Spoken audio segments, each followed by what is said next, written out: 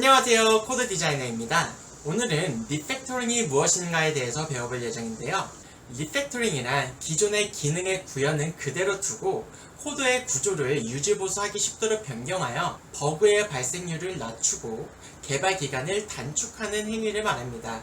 즉, 리팩토링은 더티 코드 혹은 더티 아키텍처를 이전 강의에서 배운 클린 코드 혹은 클린 아키텍처로 변경하는 행위입니다. 일반적으로 리팩토링은 처음부터 클린 코드 혹은 클린 아키텍처를 구현하는 게 아니고 꾸준히 개선할 만한 부분이 보일 때마다 코드를 변경해서 유지보수성을 향상시키는 행위입니다.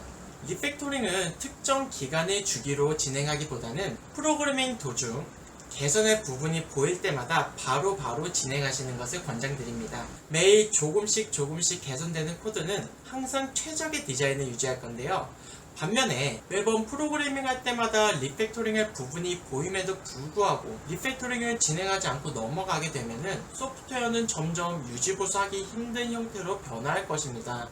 그리고 다른 사람이 개발한 가독성이 떨어지고 유지보수하기 어려운 코드를 받아서 개발을 해야 되는 경우 기존 코드를 단기간에 전부 다 리팩토링 하기는 힘들 건데요. 이런 경우 리팩토링이 전부 다 진행되지 않아도 기존 기능의 사용에는 문제가 없으니 개발이 급한 경우 리팩토링을 한 번에 다 하려고 하지 마시고 기존 소스 코드를 매일 조금씩 리팩토링 해나가는 방식을 추천드립니다. 매일 조금씩 개선하다 보면 언젠가는 전체 코드가 다 리팩토링이 되어 있겠죠? 그럼 이제 리팩토링이 무엇이고 왜 배워야 하는지 알았으니까 구체적으로 리팩토링을 위한 몇 가지 방법론과 예제를 배워보러 가실까요? 리팩토링 방법을 알려드리기에 앞서 먼저 옵티마이제이션을 소개해드리겠습니다. 리팩토링과 옵티마이제이션은 기존의 기능을 그대로 유지하고 무언가를 개선한다는 점에서 비슷하지만 개선하는 포인트가 다릅니다. 리팩토링은 기존의 기능을 유지하고 구조를 변경해서 유지 보수성을 향상시키는 반면에 옵티마이제이션은 기존의 기능을 유지하고 공간 혹은 시간 관점에서 성능을 향상시키는 것입니다. 옵티마이제이션에 대해서 자세히 강의를 하지 않는 이유는 이번 커리큘럼은 코드의 성능 향상보다는 코드의 유지 보수성 향상에 중점을 두었기 때문입니다. 또한 일반 제조업에서는 페이스북 혹은 구글과 같이 방대한 양의 빅데이터를 빠르게 처리해야 하는 경우가 별로 없기 때문에 컴퓨터의 시간 혹은 공간적인 관점에서의 성능 향상을 요구하는 상황이 별로 없어서 배우면 물론 좋지만 당장 현업에 써먹을 상황이 별로 없다고 생각했기 때문에 옵티마이제이션에 대한 우선순위를 뒤로 미뤘습니다. 옵티마이제이션을 위한 알고리즘 혹은 자료 구조에 대한 설명이 필요하다고 생각되면 나중에 관련해서 강의를 추가하도록 하겠습니다. 방금 이렇게 옵티마이제이션을 간단하게 소개한 이유는 종종 리팩토링을 진행하면 옵티마이제이션 관점 성능이 떨어지곤 하기 때문입니다. 곧 이러한 리팩토링과 옵티마이제이션 트레이드 오프 관계에 대해서 살펴보도록 하겠습니다. 리팩토링을 진행하기 위해서 종종 옵티마이제이션을 포기해야 하는 상황이 오는데요. 다음 예제에 대해서 리팩토링을 한번 진행해 보겠습니다. 다음과 같이 스플릿 루프라는 리팩토링 기법을 이용하면 인플로이스의 루프를 2번 돌아야 하기 때문에 시간 관점에서 퍼포먼스가 떨어지게 되지만 만약 인플로이의 수량이 100만 명 이상 넘어가는 게 아니라면 여전히 사람이 느끼지 못할 정도의 찰나의 시간일 뿐입니다. 그러므로 사람이 차이점을 느낄 정도의 방대한 양의 데이터를 처리하는 게 아니라면 옵티마이제이션을 고려하지 않고 리팩토링을 진행하는 게 좋습니다. 여기서 average salary와 average age에 대해서 extract 펑션을 진행하면 다음과 같이 간결하게 average salary와 average age를 얻을 수 있습니다. 지속해서 average salary와 average age를 다른 함수로 대체하게 되면은 다음과 같이 세 줄짜리 구현을 한 줄짜리 구현으로 간결하게 표현할 수 있습니다. 이렇게 기존 코드에 스플릿 룹, extract function, replace temp with query라는 리팩토링 기법들을 적용하면 비록 타임 옵티마이제이션 관점에서 아주 미비하게 퍼포먼스가 낮아졌지만 가독성 좋은 형태로 8줄짜리 코드가 1줄짜리 코드로 변화한 것을 확인하실 수 있습니다. 어느 정도까지 옵티마이제이션을 고려해야 하는지 감이 안 오시는 분들을 위해 일반 컴퓨터에서 하기와 같이 3번의 더하기 연산을 500만 번 실행한 결과 8ms의 시간이 걸렸음을 참고해 주셨으면 좋겠습니다. 즉, 리팩토링과 옵티마이제이션이 트레이드 오프 관계에 있을 때 일반적인 계산의 경우 수량이 매우 많다면 옵티마이제이션을 고려해야 하지만 그렇지 않은 경우 리팩토링을 우선순위로 두시는 것을 권장드립니다. 이제 구체적인 리팩토링 기법들에 대해서 배워볼 예정입니다. 이번 강의에서는 여러분들이 코드를 이해하는데 많은 시간을 쓰지 않도록 최대한 간단한 예제를 통해서 설명할 예정입니다. 첫 번째로 소개해드릴 리팩토링 기법은 extract function입니다. extract function은 적절한 이름을 가진 새로운 함수를 만들어 기존의 복잡한 코드를 대체하는 리팩토링 기법입니다. extract function의 목적은 복잡한 기능들을 묘사한 코드를 단 하나의 함수의 이름으로 설명을 해야 하기 때문에 반드시 함수 이름만 봐도 전체 기능이 이해가 되는 이름을 지어야 합니다. 다음 예제를 extract function을 이용하여 리팩토링을 진행해 보겠습니다. 다음과 같이 total due payment를 얻는 부분을 extract function을 이용해서 하나의 함수로 만들면 다음과 같이 간결하게 한 줄로 표현을 할 수가 있습니다. 그리고 이 두 줄의 due date를 얻는 코드를 extract function을 이용하면 다음과 같이 한 줄로 간결하게 표현을 할 수가 있습니다. 그리고 마지막으로 여러 정보들을 보여주는 이 부분을 extract function을 이용하여 한 줄로 표현을 할 수가 있습니다. 이렇게 3번의 extract function을 적용하면 8줄의 가독성이 안 좋은 코드를 가독성이 좋은 3줄의 코드로 표현을 할 수가 있습니다. 두 번째로 소개해드릴 리팩토링 기법은 Combine Functions into Class입니다. Combine Functions into Class는 관련 항목끼리 하나로 묶어 Single Responsibility Principle에 따라 하나의 클래스 모듈로 관리하여 추후 유지보수하기 쉽게 만들고 함수로 전달되어야 했던 값을 클래스의 멤버 변수로 받아서 함수로 전달되어야 하는 변수의 개수를 최소화하는 리팩토링 기법입니다. 또한 대부분의 구현부는 외부에서 접근하지 못하도록 private 혹은 protected로 처리하여 클래스를 사용하는 입장에서 관리하고 신경 써야 하는 모듈을 최소화합니다. 3번의 extract 펑션을 적용하여 리팩터링을 한 코드에 이어서 combine functions into class를 이용하여 추가로 리팩터링을 진행해 보도록 하겠습니다. 다음과 같이 show updated invoice info가 외부에서 접근해야 하는 함수이고 나머지 함수들은 show updated invoice info를 위한 구현 함수들이기 때문에 외부에서 접근을 하면 안 됩니다. 즉, 이 함수들은 모두 show updated invoice info 단일 기능을 수행하기 위한 함수들이기 때문에 single responsibility principle에 따라 하나의 클래스로 묶어서 관리를 하면 코드 유지 보수에 유리합니다.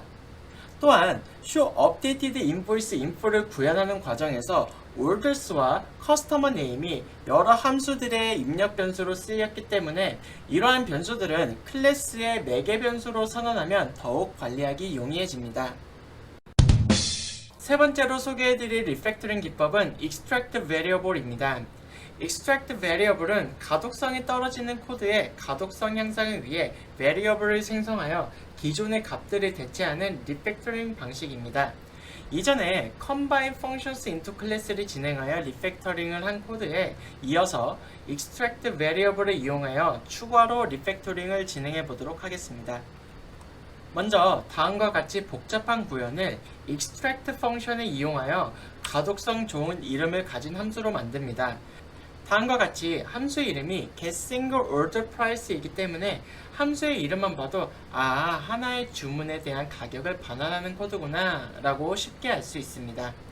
하지만 getSingleOrderPrice의 구현부를 보면 여전히 하나의 주문에 대한 가격을 도대체 어떤 기준으로 산출하는지 알 수가 없습니다. 이러한 복잡한 수식에 extract variable 기법들을 적용하면 가독성 좋은 코드로 리팩토링이 가능하여 getSingleOrderPrice가 어떤 기준으로 하나의 주문에 대한 가격을 산출하는지 쉽게 알 수 있도록 할 수 있습니다. 여기서 이 부분을 베이스 프라이스로 만들어 하나의 주문에 대한 기본 가격임을 알 수 있게 하고 이 부분을 디스카운티드 프라이스로 만들어서 하나의 주문에 대한 할인해주는 가격임을 알 수 있게 합니다. 마지막으로 이 부분을 shipping price로 만들어 배송비임을 알게 합니다. 여기서 discounted price를 얻는 과정이 좀 복잡한데, 이러한 discounted price를 얻는 과정을 extract 펑션에 적용하여 한 줄로 간결하게 표현할 수 있습니다. 즉, 다음과 같이 이해하기 어려운 코드에 리팩토링을 진행하여 이제는 함수 구현을 보면 기본 가격에 할인을 적용한 후 배송비를 지불하게 하는 게 하나의 주문에 대한 최종 가격이 되도록 하였구나 라고 쉽게 알 수 있습니다. 네 번째로 소개해드릴 리팩토링 기법은 Replace Tempo with Query입니다. 클린코드 강의에서 설명했듯이 함수에 전달되는 입력 변수의 개수가 줄어들수록 코드의 가독성이 향상되게 됩니다. Replace Tempo with Query는 함수로 전달되어야 하는 변수를 함수로 바꾸어 함수에 전달되어야 하는 입력 변수의 개수를 줄임으로써 함수의 가독성을 향상시키는 리팩토링 기법입니다. 이전 코드에 Replace Tempo with Query를 적용하여 추가로 리팩토링을 진행해 보도록 하겠습니다.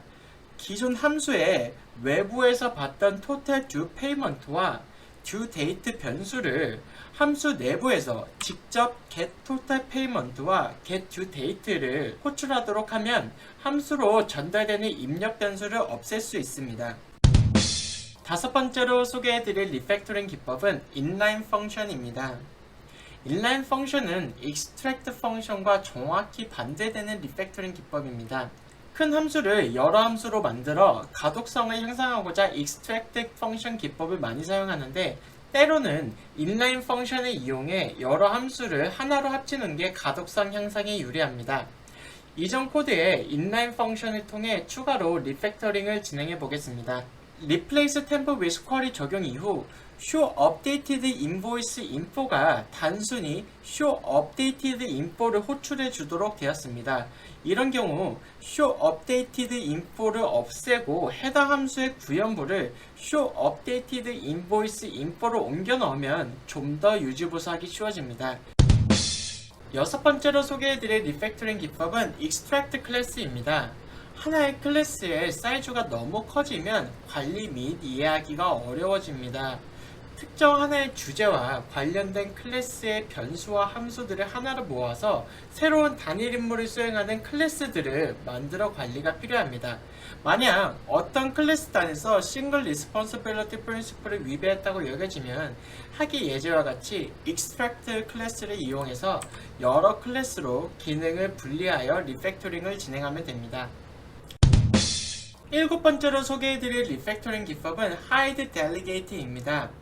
Hide Delegate는 여러 중간 객체를 통해서 오직 해당 객체들의 특정 함수들만 Delegate 역할을 수행하면 되는 경우 중간 객체들을 직접적으로 외부에서 접근 못하도록 객체의 캡슐화를 진행하여 유지보수성을 향상시키는 리팩토링 기법입니다.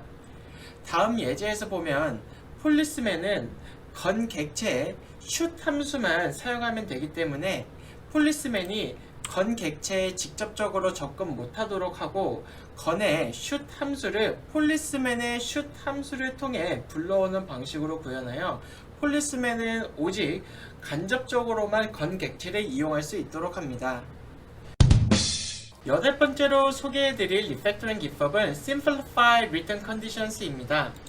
일반적인 상황에서 모든 케이스를 처리하기 위해 if 구문이 오면 else 구문도 같이 오지만 return은 함수를 종료시키는 특성이 있기 때문에 return에 대한 조건문은 간단하게 if 구문만 사용해서 구현 가능합니다. 첫 번째 예제는 보험회사에서 화재 발생 시 여러 케이스에 따라 다르게 보험료를 지불하는 기능을 구현한 함수 예제입니다.